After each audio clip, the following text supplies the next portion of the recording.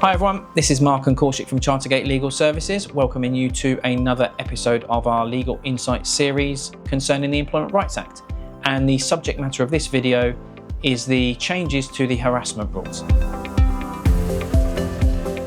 So Korshik, why don't you take us through what changes are coming in and how they'll affect businesses?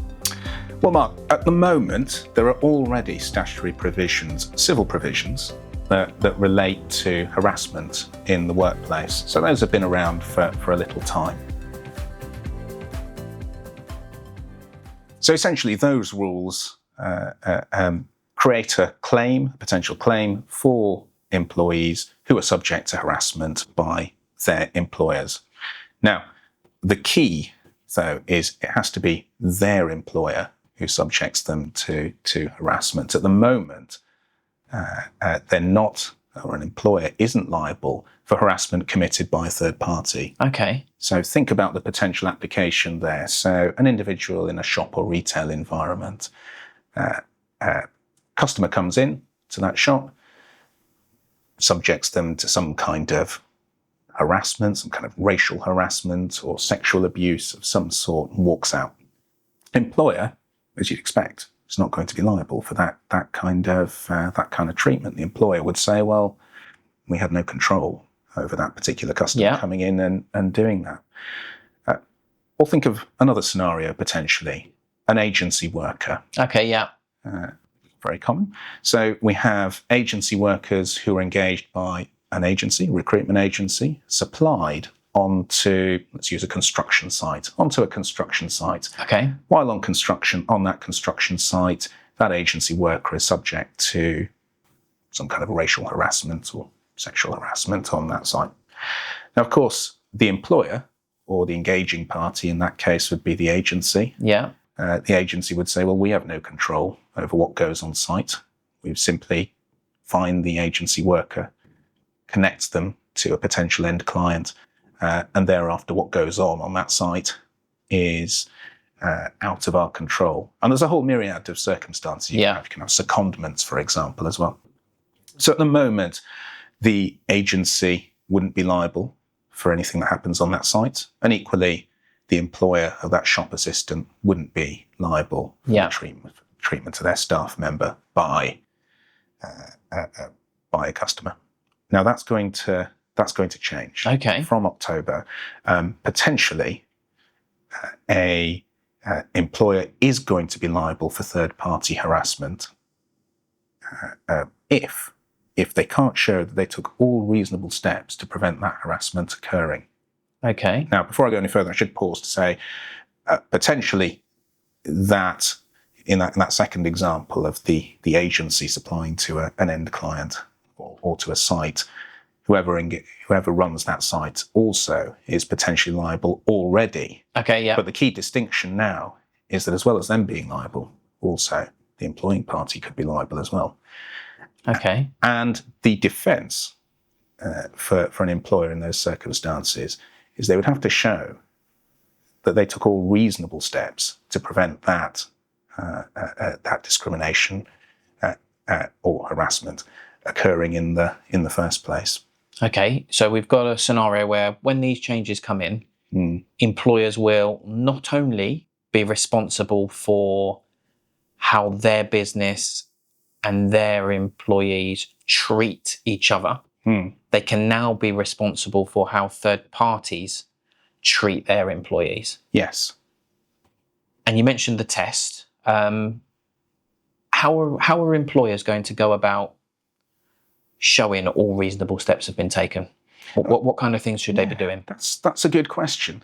And the government's still engaging in some consultation over this, so expect there'll be a code of practice and some guidance that will be issued later in the year. But the key to remember is this: it's going to vary according to the circumstances and the particular environment we're talking about. So the shop assistant and the shop assistant and the treatment by the customer, that environment is very different to an agency worker who's supplied onto a construction site. So for example, if we use the shop assistant example, the employer has some control over that environment. It's their shop. Yeah. And their staff member, they have control over who comes in and who goes out. And so the approach to be taken there would probably be somewhat different, or a little bit different to the approach that might be taken where you're supplying straight over to an end client. But the kind of thing we would expect to see, and that we would always suggest, is number one, review policies and procedures. At the moment, most harassment policies don't really encompass third-party harassment. Yeah. So it's important to reflect that, because tribunals will be looking for that. They'll be looking to see, well, how does that worker raise an issue of harassment and mistreatment with the party that engages them? The second thing that is sensible to look at is some kind of assessment. Use the term risk assessment. Yeah. Again, that's going to vary according to whether you're talking about the shop assistant or maybe the agency worker that's supplied onto a site. Supplied onto a site, it might be the end client that needs to undertake the risk assessment because they have control of the site. But it's important then for the employer to talk to the end client and say, look, you need to do this. You need to look at doing this type of thing. And thirdly, if I use that second example, the agency worker as a good example there, it's probably worth agencies looking at their contractual arrangements with their end client. Do they have the right clauses in place with their commercial contracts with their end client so that the end client commits to cooperate in any kind of investigation? Are there indemnity clauses in the event that some kind of incident occurs on site, and an incident for which the agency, for example, would have very little influence or ability to impact? Okay. And so I imagine what you're saying here is, particularly in the scenario where there's an agency supplying into an end client, this could involve some quite difficult conversations between the agency and the end client, because at the moment, for the most part, it is the end client putting conditions on the agency, whether that be you'll indemnify us for things the person you're supplying does, or whether it's to do with, you will provide us with a certain level of service.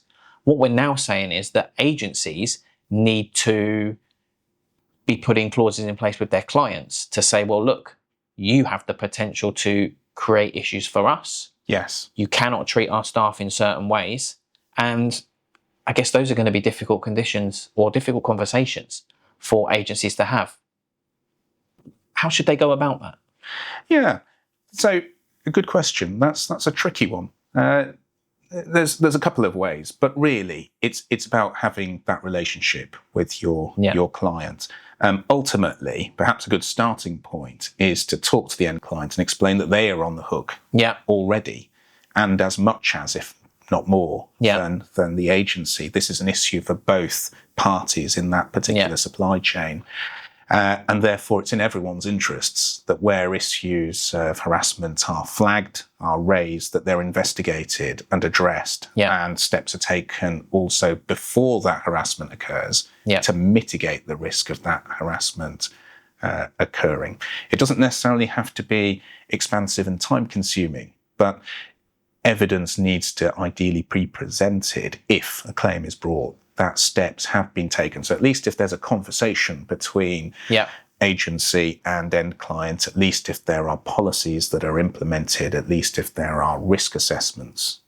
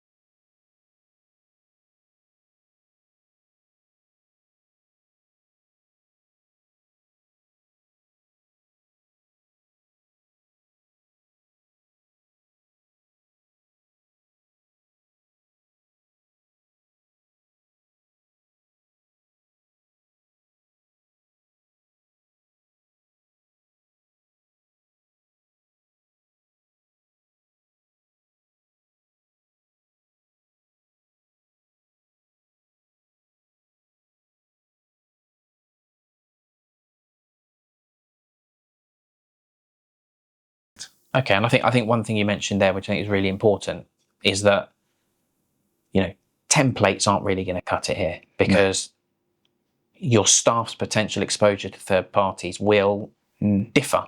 Yes. Depending on the circumstances in terms of the work they do, the location they do it in. And so when we're talking about taking all reasonable steps, that probably means doing more than just printing off the template from your usual HR resource and actually doing a risk assessment based on your circumstances. That's fair? Absolutely, 100%. A template just really isn't going to cut it at all. Put that in front of a tribunal and it will get nowhere, really. It really needs to be tailored to the particular set of circumstances, the particular environment in which that worker and employee or employee is operating and working. Okay. That's the key. Okay, thanks, Kaushik. We hope you found that interesting. If you've got any questions or queries on the Employment Rights Act and the subject matter of this video, then just get in touch. We'll be happy to help. Thanks a lot.